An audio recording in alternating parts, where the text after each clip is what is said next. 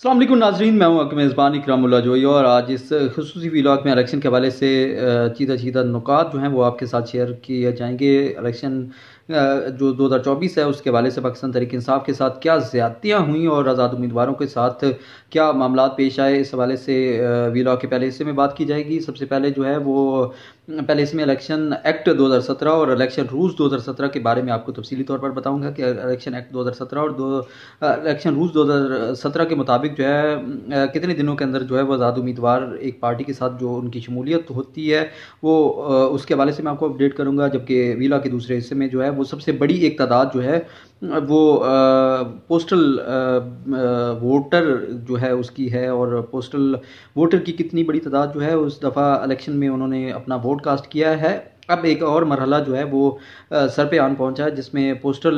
Ballot papers जो है उनकी गिनती जो है उसका मरहला शुरू होने जा रहा है, जिसमें तादाद जो है वो देखी जाएगी। जबकि इसी वीडियो में जो है वो आपके साथ ये भी आपको बताया जाएगा कि इस वक्त पाकिस्तान तहरीक इंसाफ जो है वो मुबैना तौर पर धांधली के खिलाफ जो है वो सरापा एहतजाज है और मुल्क भर में जो है वो इस वक्त एहतजाज जो है वो जारी है, जिसको कोई टीवी स्क्रीन जो है वो एहतजाज को दिखा नहीं रही। दूसरी जानिब जो है वो इस वक्त रावलपिंडी इस्लामाबाद की सिचुएशन भी आपके साथ शेयर की जाएगी कि इस वक्त एहतजाज जो है वो आर ऑफिस के बाहर जो है वो जारी है और कहाँ पर क्या क्या एहतजाज हो रहा है उसकी वीडियोज़ जो है वो भी आपके साथ शेयर की जाएंगी। अब वीला का बाकायदा आगाज़ करता हूँ और सबसे पहले जो है वो इलेक्शन एक्ट और के हवाले से इलेक्शन एक्ट जो है 2017 उसके बारे में आपको बताता हूँ कि इलेक्शन रूल्स 2017 और इलेक्शन एक्ट 2017 क्या है। इस हवाले से आपको तफसीली तौर पर आगाह करने जा रहा हूँ। इलेक्शन कमीशन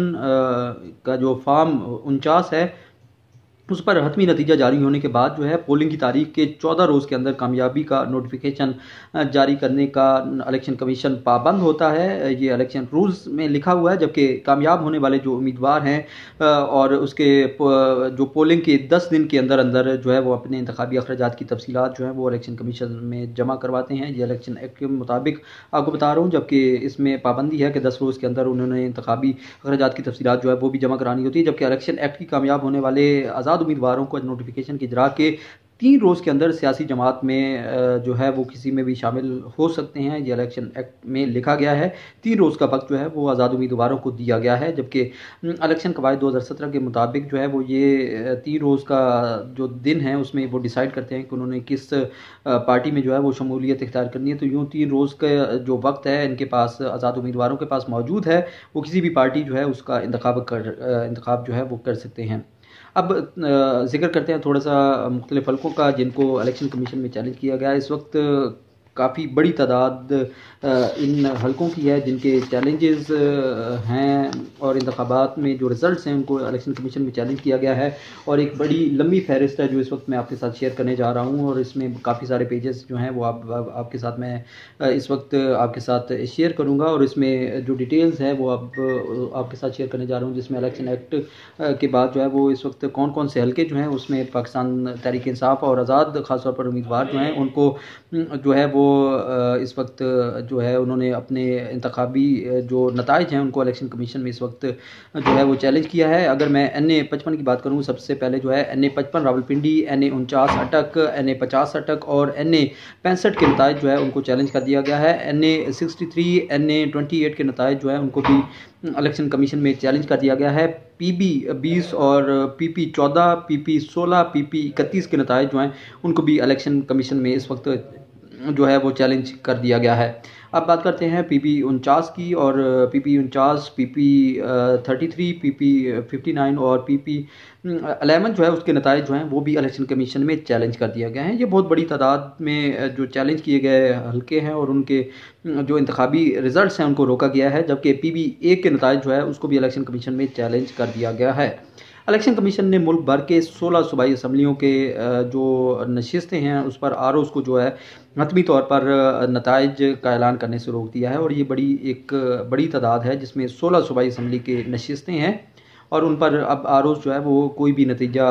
जारी नहीं कर सकेंगे, जबकि इलेक्शन कमीशन ने 10 कौमी असम्बली की नशिस्तों पर रिटर्निंग अफसरान को हतमी नताइज से रोक दिया। 10 कौमी असम्बली के और 16 जो हैं वो सूबाई असम्बली के नताइज जो हैं उनको इस वक्त रोक दिया गया, और ये बहुत बड़ी एक फ़िगर जो है वो इस वक्त इलेक्शन कमीशन की जानिब से जारी की गई है। जबकि आज़ाद उम्मीदवार मलिक तौकीर अब्बास और मलिक ज़हीर अब्बास जो खोखर हैं, उन्होंने अपने नताइज को रोकने के हवाले से इलेक्शन कमीशन का रुख किया है और नताइज चैलेंज कर दिए हैं इलेक्शन कमीशन में। जबकि मलिक तौकीर अब्बास ने हल्का NA 126 के नताइज चैलेंज किए हैं, जबकि मलिक ज़हीर अब्बास ने हल्का NA 127 के नताइज जो है वो चैलेंज किए हैं। जबकि दोनों उम्मीदवारों की अदालत से हतमी नोटिफिकेशन रोकने की इस्तदा जो है वो की गई है। अब इलेक्शन कमीशन ने जो है वो दोनों हल्कों का रिज़ल्ट जो है वो रोक लिया है, जबकि PK 73 और PK 80 के नताइज भी इलेक्शन कमीशन में चैलेंज कर दिए गए हैं। ये चैलेंज किए जाने वाले हल्कों की डिटेल्स जो हैं वो मैं आपके साथ शेयर कर रहा हूँ। जबकि इलेक्शन कमीशन ने जो इलेक्शन कमीशन ने जो PK 73 और 80 के रिटर्निंग अफसरान जो हैं उनको भी हतमी नताइज से रोक दिया है। जबकि इलेक्शन कमीशन ने NA 46 पर जो है रिटर्निंग अफसरान को हतमी नताइज जो है वो जारी करने से रोक दिया है, और ये इलेक्शन कमीशन ने अभी ये आज के रोज़ जो है वो फैसला किया है। और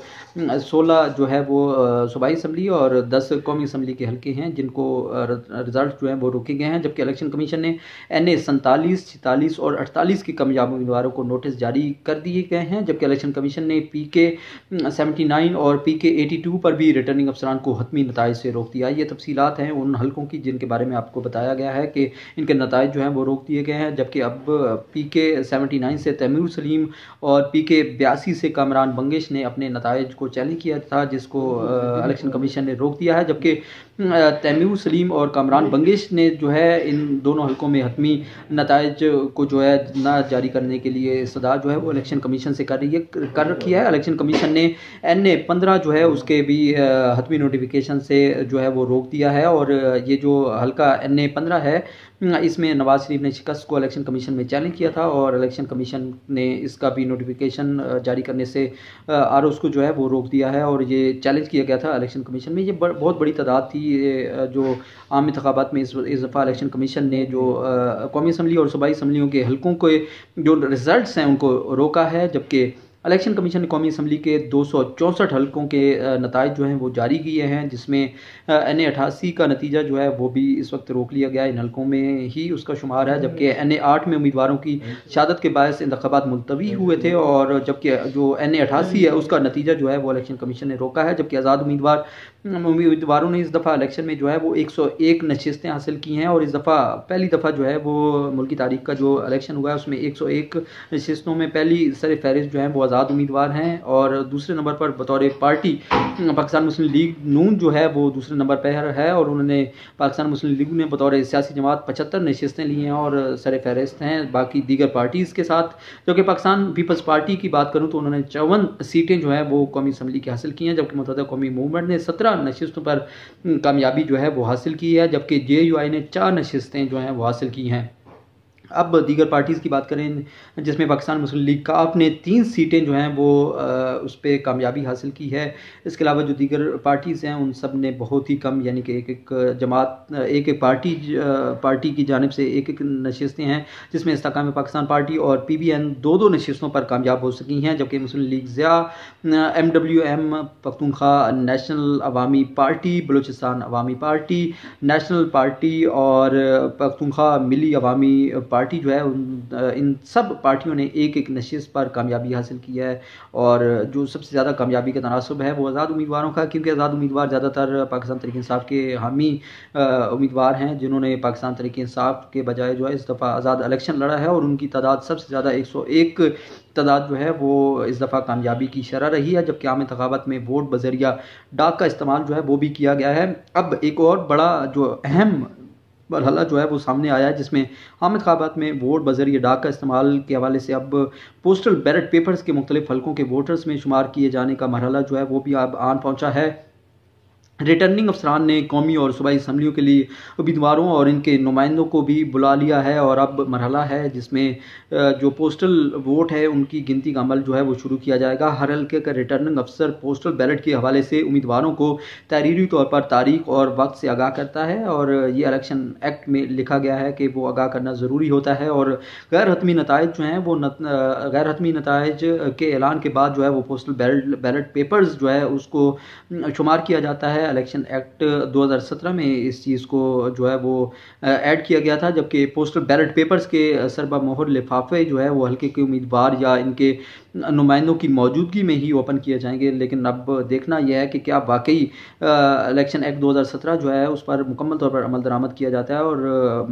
जो हल्के के उम्मीदवारान हैं या उनके नुमाइंदे हैं उनके सामने ही खोला जाएगा। इलेक्शन एक्ट पोस्टल बैलेट जिन उम्मीदवारों के हक में होंगे इनके वोटों में इसका शुमार कर दिया जाएगा और उसमें वो जो वोट्स होंगे वो ऐड कर दिए जाएंगे। जबकि रिटर्निंग अफसर पोस्टल बैलेट की शमूलियत के बाद मुरतब नताइज से फार्म 48 के ज़रिए जो है वो इलेक्शन कमीशन को भी आगाह कर देगा और इस हवाले से जो है वो नए जो फिगर्स जो हैं वो भी हमारे सामने आएंगे। उम्मीदवारों में जो है वोटों का जो फ़र्क है वो भी अब देखने में वाज़ेह तौर पर नज़र आ सकता है, क्योंकि एक बहुत बड़ी तादाद है जो आगे चल के मैं आपके साथ शेयर करने लगा हूँ कि इस दफ़ा कितने बैलेट पेपर्स जो हैं वो पोस्टल जो हैं वो भेजे गए हैं। अब मैं हालिया इंतखाबात में मुल्क भर से कौमी और सूबाई असम्बली के लिए अगर बात करूं कि टोटल कितने बैलेट पेपर्स जो हैं वो पोस्टल यूज़ किए गए हैं तो 4,49,287 पोस्टल बैलेट पेपर्स जो हैं उनकी दरख्वास्तें इलेक्शन कमीशन को मौसूल हुई थी। 4,49,287 पोस्टल बैलेट पेपर्स जो हैं उस हवाले से इस इलेक्शन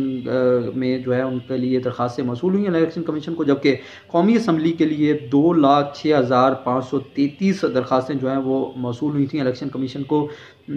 अब सूबाई असम्बलियों के लिए जो है वो 2,42,700 जो 54 दरख्वास्तें हैं वो दी गई थी इलेक्शन कमीशन को कि वो पोस्टल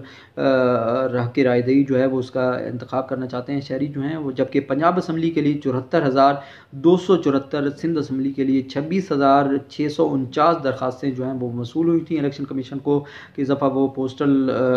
वोट के ज़रिए जो है वो अपनी हक़ रायदही का इस्तेमाल जो है वो करना चाहते हैं। खैबर पख्तूनख्वा से सबसे ज़्यादा 81,282 दरख्वास्तें जो हैं वो दी गई थी इलेक्शन कमीशन को कि वो पोस्टल वोट का जो है वो इस्तेमाल करना चाहते हैं। जबकि बलूचिस्तान से 60,550 दरख्वास्तें इलेक्शन कमीशन को वसूल हुई थी, जबकि मुतलका रिटर्निंग अफसरान ने पोस्टल बैलेट पेपर्स जो हैं वो दरख्वास्त गुजार वोटर्स को भिजवा दिए थे इलेक्शन से कबल जो है वो। अब वो जो वोटर्स थे उन्होंने अपना वोट कास्ट करने के बाद जो है वो बजरिया डाक जो है वो अपनी हक़ रायदही का इस्तेमाल किया और वोट बजरिया डाक हक़ रायदही इस्तेमाल करने वालों ने जो है वो अपना वोट का इस्तेमाल किया, जिसमें जुल्म कैदी भी शामिल हैं। जबकि पोस्टल बैलेट का हक़ जो है वो हल्के से दूर सरकारी मुलाजमीन ने भी इस्तेमाल किया, फोर्सेस के एहलकारों ने भी इसका इस्तेमाल किया और उनके अहल खाना को भी जो है वो इस पोस्टल वोटिंग के ज़रिए जो है मुस्तफ़ीद होने का मौका मिला और उन सब पाकिस्तानियों ने जो है वो अपना पोस्टल वोट का जो है वो इंतखाब किया और उसके ज़रिए जो है